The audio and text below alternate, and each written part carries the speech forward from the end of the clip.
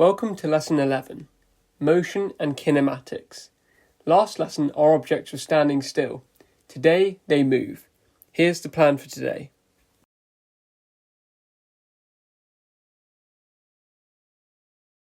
We start with two words that sound the same but aren't.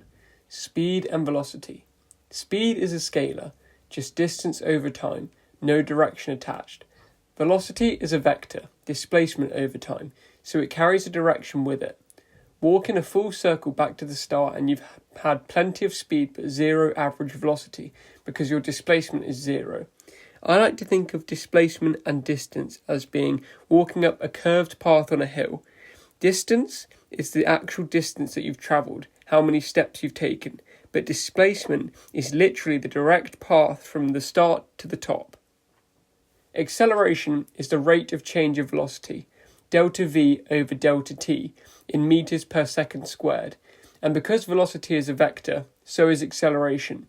That means accelerating doesn't only mean speeding things up. Slowing down is acceleration, and even changing direction at constant speed is acceleration. Hold on to that.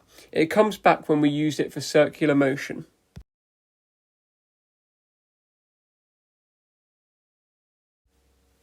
Here are the four Suvat equations, the workhorses of this topic. Learn what each letter stands for. S is displacement, U is the initial velocity, V is the final velocity, A is acceleration, and T is time. You don't have to learn these equations off by heart, but it's really important that you get familiar with them as they want to become second nature. There's one condition attached to all four equations which you must never forget. They only work for a constant acceleration.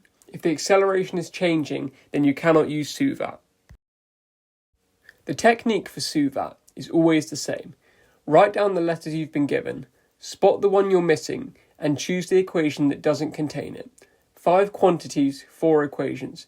Each equation is missing exactly one. For example, v squared minus u squared equals 2as, never mentions time. So if there is no time element in the question, that's certainly the question that you want to use.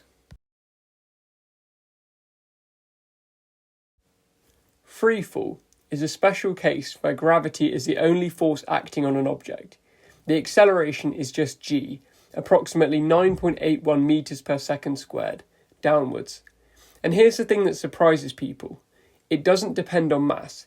A heavy object and a light object accelerate identically. Drop a feather or a bowling ball in a vacuum and they hit the ground together. In everyday life, however, the feather is slower because of air resistance, not because it's light. Remove the air and they both tie.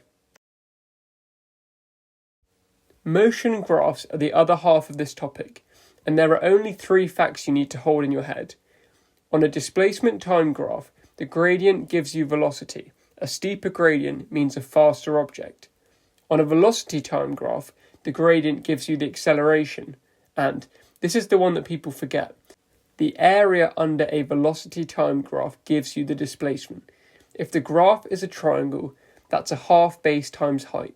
If it's a trapezium, split it into shapes. Gradient for acceleration, area for displacement. Those 2 facts answer a huge number of exam questions.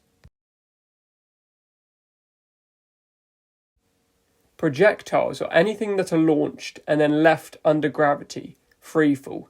The single most important idea here is that you treat the horizontal and vertical motions completely independently. They don't talk to each other. Horizontally, there's no force acting, ignoring air resistance, so the horizontal velocity is constant the whole flight. Vertically, gravity acts, so you get constant acceleration g downwards, and you can use the Suvat on that vertical motion alone. So what connects them? Time. The time of flight is shared by both components. That's the bridge. A typical question in an exam works out the time from the vertical motion, how long until it hits the ground, and then uses that same time in the horizontal motion to find out how far it travelled. Vertical gives you the time, horizontal gives you the range. That's the end of the video. Thanks for watching and check out my tutoring page in the description.